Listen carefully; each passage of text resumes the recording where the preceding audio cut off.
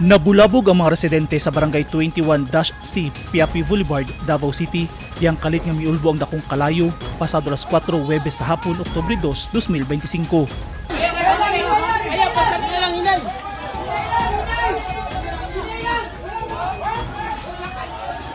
Makita sa video na nagkabaga ang aso ug nagkadako ang kalayo. Nagtinabangay na ang mga bombero ug fire volunteers aron mapalong dayon ang kalayo.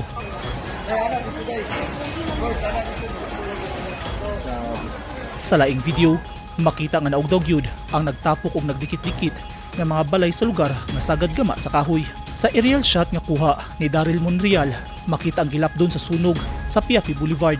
Sa inisyal nga report sa BFP, 179 kabalay ang gilamoy sa kalayo ug padayon pa ang assessment of validation sa City Social Welfare and Development Office sa mga nasunugan. Gamay ra gyud kay nga gamit na dala sir. Dili na mi kauna-una. Taranta na. Mga sinina na mo, pati mga iring, ito, mga laga na moto to. Tapos sa mga service na ko, wala na salba. Moto to. Wala yun, kasi ngisa, wala yun nagtindog, postira. Ang tukod yun, wala may mapapoy ang god.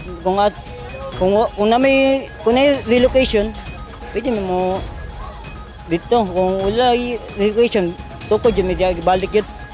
Ang ubang nasunugan, temporaryong nakipuyo sa ilang mga paryente. Doon na say uban nga nag-antos una og tiner sa evacuation sa gym sa barangay. Dili kay pait kayo kay kaduha na gud namo nga sunog dili. Nya arang-arang naghapon kay nara ko sa balay nakakuha pa ko nasuot. Tung niagi kay wa gyud kay wala man ni. Kung mo pwede may makapayag dito kay lisod kay mga arkilan no. Mahalag gamay lang gud, mapayag-payagan lang. Sumala sa mga nasunugan, plano nilang mubalik og tukod sa ilang balay sa lugar. Ugaling hatagan na sila og pinansyal hinabang sa gobyerno. Naglaom sab sila nga unta dunay relocation, hilabi na nga ikaduhang higayon na silang nasunugan sa lugar. Ginasubay paghihapon sa BFP ang sinugdanan sa kalayo ug subay sa report sa DCPO ug mga bombero nanukad ang kalayo sa balay ni Maria Fe Sare. Bana-bana sa BFP, 1.7 million pesos ang danyo sa sunog. Sumala sa BFP, naglisod sila og sulod sa nasunugan kay piot kayo ang dalan. Dili lang na siya nga mga concern o mga factor nga gina-consider na to sa firefighting.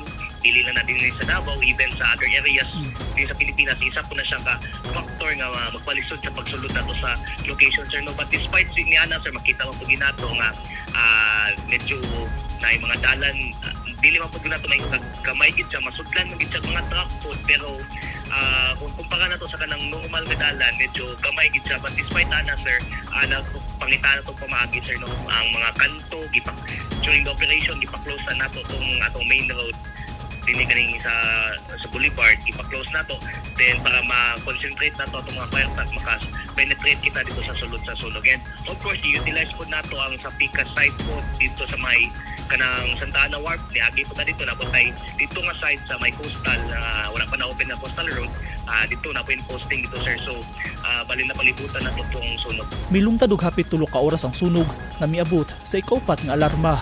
Aya na deklarang fire out pasado alas 7 sa gabi. Kung atong tanawon sa kaning mga panimalay na kini, kita made of light materials and dikit-dikit sila, sir. Kay kita man po ginato dito, sir, katong o sa situation din ha, sir.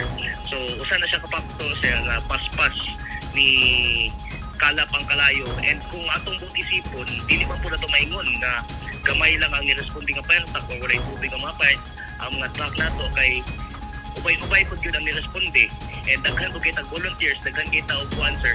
It so happen nga ang kaning mga panimalay nga kani is mostly made of light materials, so paspas gid kayo mo kuha ng kalayo, sir, and dako nga area gid, sir, ang kaning naapektuhan. Walay naangol o naangin nga kinabuhi atol sa sunog. Eugene Hinutan, Newsline Philippines. Stay safe.